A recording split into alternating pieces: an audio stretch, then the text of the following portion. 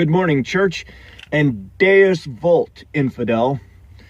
Today's news and commentary has to do with an article that I found on Fox News yesterday that a Texas elementary school teacher out of Smithville, Texas, is being criticized because he had the children sit in a circle and recite passages from the Bible.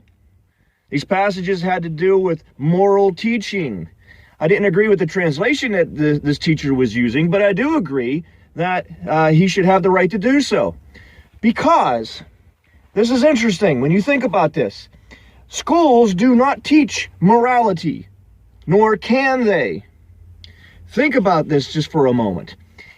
If schools are required to be secular, that means it has to fall into the category of atheism. Either that, or it's going to be some kind of a pantheism in which morality will be a very confused issue. There will be no absolutes in order to for children to learn from.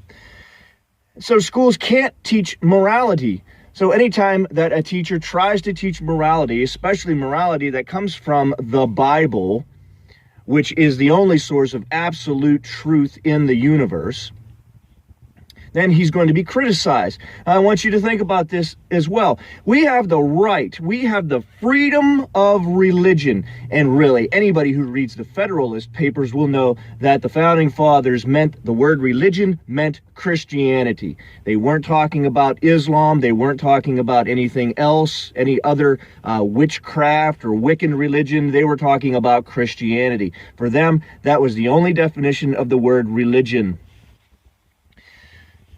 And so we have the freedom of religion. And in this country, back in the day, we used to set up communities for each different type of religious denomination. Take Pennsylvania, for example. It was home to the Quakers originally. Take Utah, for example. It was originally supposed to be a settlement that was set aside for the Mormon Church. And even now, today, the Mormon Church is being heavily criticized and is falling under the iron boot of atheism in this country. I would be willing to predict that Smithville, Texas, is going to receive a lawsuit from some atheist organization like Freedom from Religion organization out there in order to have this teacher either removed or some lawsuit to pay some fine or penalty, and it's going to go to court. This is really ridiculous because it does stand against our freedom of religion. And if we Christians just sit there and take it and not open our mouths, then we're just going to fall apart. The church is going to die. The church is going to fall apart, and people are going to walk themselves straight into the pit of hell. Now, in this article, the community is standing behind that teacher. And yes, they should be. I am proud of that community. I wish my community was a lot more like this, like them. But most Christians just sit down and keep their mouths shut and say, oh, it won't happen to us. But it is going to happen to you at some point in the future. Atheism is such a logical contradiction. They want to believe that there is no purpose in life. And for example, Richard Dawkins, one of the most famous atheists, says there is ultimately no purpose in life. And I'm paraphrasing from his book. Ultimately, there is no purpose in life, but he made it his purpose to try to eliminate Christianity. Now, is that a logical contradiction or not? Yes, that is a logical contradiction.